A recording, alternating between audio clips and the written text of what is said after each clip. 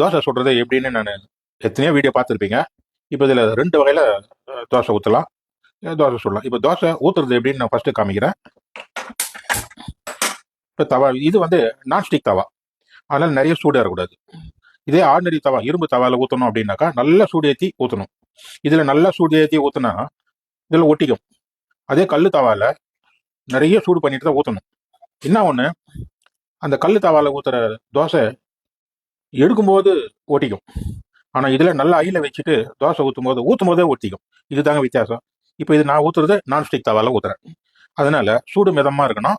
அப்படி தான் தோசை நல்லா ரவுண்டாக வரும். இப்போ நான் தோசை ஊற்றுறது எப்படின்னு நான் சொல்ல போகிறேன்.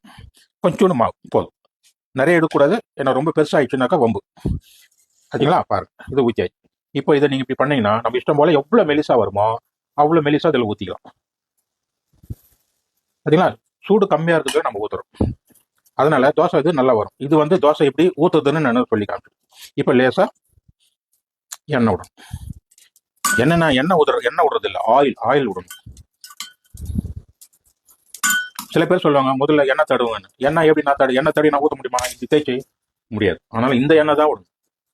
ஓகே, அதனால நல்லா ஞாபகம் வச்சுங்க. ஏன்னா எண்ணெய் தேய்ச்சி ஊற்றுங்கன்னா எண்ணெய் தேய்ச்சி ஊற்றுங்கன்னு சொல்லுவாங்க. அது அப்புறம் நம்மள இப்படி தேய்ச்சி எல்லாம் ஊற்றக்கூடாது. பாரு, இது அழகாக இப்படி